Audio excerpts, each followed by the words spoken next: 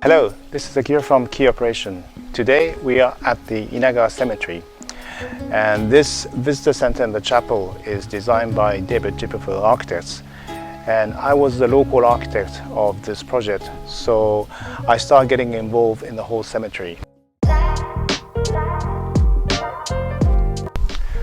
This is a typical Japanese cemetery. After the body is cremated and become ashes, and then you store inside those gravestones like this.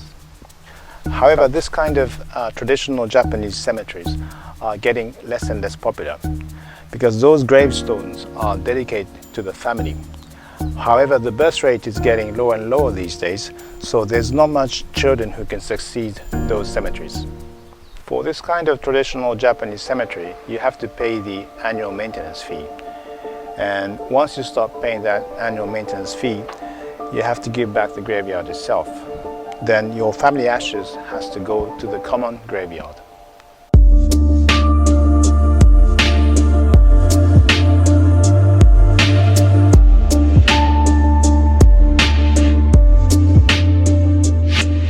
This is one of the common graveyards.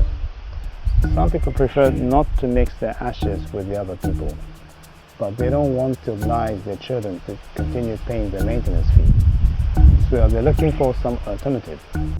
Then the forest cemetery came in. As it is very difficult to sell the traditional type cemetery, the cemetery companies use a new image for the forest cemetery, which is as if it's like a natural burial method. However, the reality was different.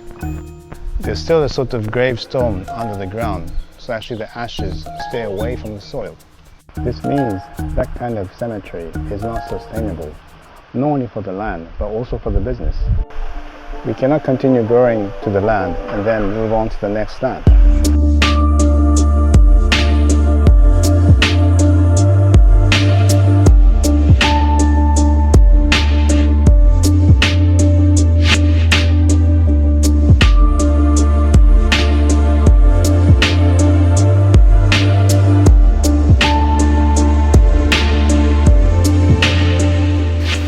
So for this cemetery, we wanted to go back to the original idea of the forest cemetery, which means that the ashes, which is calcium phosphate, to put directly into the soil and it gets absorbed into the plants and trees as a nutrition. Actually, we did the research for the soil and we found that it will take around 30 years for those ashes to be absorbed into the tree. Therefore, after 30 years, the land can take the new generation. Because the ashes are already absorbed into the trees and forest, we are not mixing the ashes.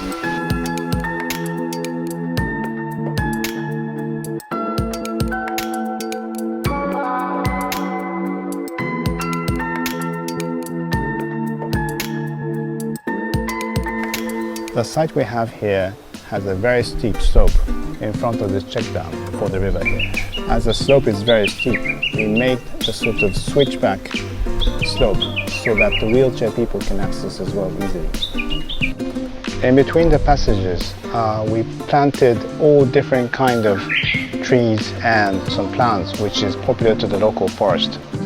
Each graves are along the passage and there's an option to use a memorial stone as a symbol.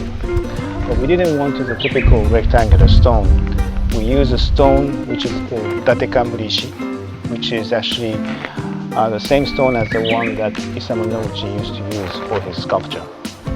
People still want to have a sort of symbol because they want to pray for something.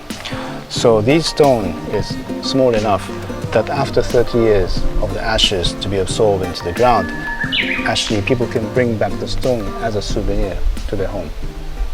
We also have a large datekamuri stone as well, and this will be used for the common memorial ceremony.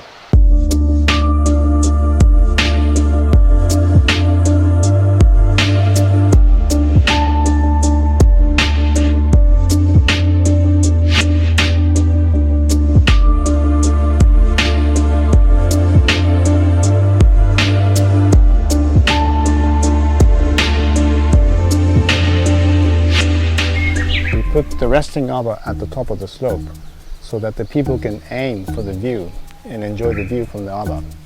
So for this concrete structure, we hacked off the surface with a water jet, so the black aggregate comes out like this. The expression is very impressive, and in fact, this texture looks quite similar to the check dam. Even if you don't have your own cemetery here, you can still climb up the slope and enjoy the view. We wanted to make a place like a park.